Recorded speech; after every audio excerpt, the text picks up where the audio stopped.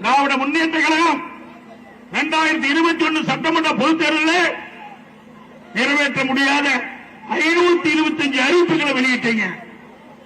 இதுவரை எத்தனை அறிவிப்புகளை நீங்கள் நடைமுறைப்படுத்திருக்கிறீர்கள்? சுமார் 15% அறிவிப்புகள் தான் நிறைவேற்றுகிறீங்க. எஞ்சிய அறிவிப்புகள் அத்தனையும் பொய் அறிவிப்புகள். குறிப்பாக சொல்ல வேண்டும் என்றால் 100 நாள் வேலை திட்டம், கிராமத்தில் இருக்கின்ற ஏழை எளிய நம்முடைய பெண்களுக்கு 100 நாள் வேலை திட்டத்தை 150 நாளாக உயர்த்துவோம் என்று திமுக தேர்தல் அறிக்கையிலே குறிப்பிட்டீர்கள். 100 நாள் வேலை திட்டத்திலே பணிபுரிகின்ற பெண் ஊழியர்களுக்கு சம்பளம் உயர்த்தப்படும் என்று சொன்னீர்கள். எதுவுமே நடக்கல. 100 நாளுக்கு பதிலாக இப்ப 50 நாள் தான் இந்த 100 நாள் வேலை திட்டம் போய் 50 நாள் வேலை திட்டமா மாறி போச்சு. ஓட்டுப்பட்ட மக்களுக்கு நாம சாத்திட்டார் திரு ஸ்டாலின். சிந்திச்சு பாருங்க. ரேஷன் கடையில ஆட்சிக்கு வந்து 1 கிலோ சர்க்கரை 2 கிலோ அரிசி சர்க்கரை கொடுப்பதாக சொன்னார்கள். அதுவும் வழங்கவில்லை. இன்றைக்கு நம்முடைய இளைஞர்கள் இன்றைக்கு உயர்கல்வி படிப்பதற்கு தேசிய வங்கிகள் கூட்டுறவு வங்கியிலே கடன் பெற்றிருந்தார்கள். திமுக ஆட்சிக்கு வந்த உடனே அதை ரத்து செய்வோம் என்று சொன்னார்கள். ரத்து செஞ்சாங்களா? ரத்து செஞ்சாங்களா? இன்றைக்கு வீட்டில் இருக்கின்ற சிலிண்டருக்கு மாதம் 100 ரூபாய் மானியம் கொடுப்பேன்னு சொன்னாங்க. கொடுத்தாங்களாங்க? சத்தமா சொல்லுங்க. ஸ்டாலின் காயாகிற மாதிரி சொல்லுங்க. அது அத்தனையும் பொய் அறிவிப்பு. அது மட்டுமல்ல, அண்ணா திமுக ஆட்சியில் போடப்பட்ட திட்டம் அத்தனை திட்டத்தையும் முடக்கியதான் ஸ்டாலினுடைய ஆட்சியுடைய சாதனை. அம்மா மினி கிளினிக் தமிழ்நாடு முழுவதும் 2000 அம்மா மினி கிளினிக் துவக்கப்படும் என்ற அறிவிப்பை கொடுத்து சுமார் 1850 அம்மா மினி கிளினிக்கை நாங்கள் திறந்தோம். அதில் என்ன அரசியல் வேண்டி இருக்குது? அது ஸ்டாலினால் பொறுக்க முடியாம அதை ரத்து செய்த அரசாங்கம் தான் இன்றைக்கு ஸ்டாலின் மாடல் அரசாங்கம்.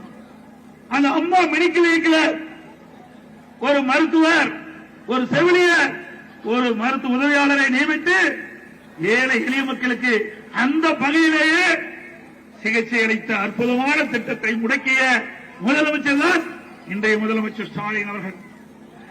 பள்ளியிலே படிக்கின்ற நம்முடைய குழந்தைகள் சிறப்பான கல்வி, விஞ்ஞான கல்வி கிடைக்கும் என்பதற்காக மடிக்கணினி திட்டம் தமிழ்நாடு முழுவதும் அனைத்து இந்திய அண்ணா திராவிட முன்னேற்ற கழக 10 ஆண்டுகள் ஆட்சியில 52,35,000 பேருக்கு மடிக்கணினி கொடுத்தோம். இதற்காக 7,350 கோடி அரசாங்கம் நிதி ஒதுக்கீடு செய்யப்பட்டது. அந்த அற்புதமான திட்டத்தையும் முடக்கிய முதலமைச்சர் தான் இன்றைய முதலமைச்சர் திரு ஸ்டாலின் அவர்கள். சிந்தித்து பாருங்க. இன்றைக்கு நல்ல நல்ல திட்டத்தை எல்லாம் முடக்கியதான் திமுக சாதனை. அது மட்டுமல்ல, திரு ஸ்டாலின் அடிக்கடி பேசுகிறார். சட்டமன்றத்தில் கூட நேருக்கு நேர் கேட்டார், நீங்க தான் பாரதிய ஜனதா கட்சியோட கூட்டணி வைக்க மாட்டீங்களே, 2030 வரைக்கும் வைக்க மாட்டீங்களே, எப்படி போய் கூட்டணி வச்சுன்னு கேட்கிறார். அது எங்க கட்சிங்க?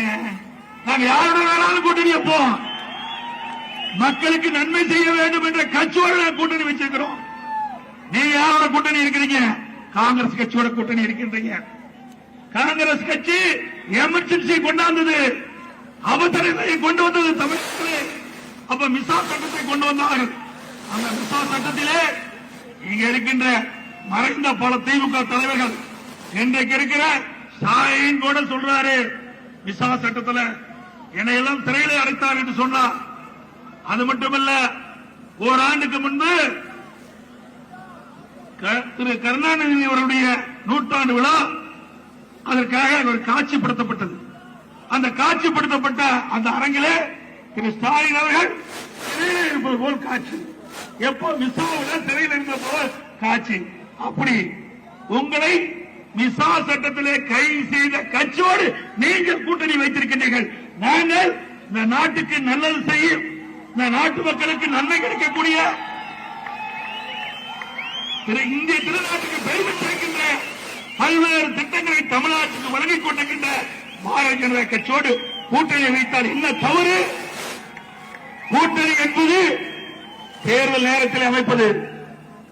வாக்குகள் சிந்தாமல் சிதறாமல் ஒன்றாக சேர்ந்து எதிரிகளை வீழ்த்துவதற்காக நாம் கூட்டணி அமைக்கின்றோம். எங்கள் கூட்டணி இயல்பான கூட்டணி, மக்களுக்கு நன்மை செய்யக்கூடிய கூட்டணி. மத்தியில இருந்து நிறைய திட்டங்களை தமிழகத்துக்கு பெற்று மக்களுக்கு நன்மை செய்ய வேண்டும் என்பதற்காக அமைக்கப்பட்ட கூட்டணி.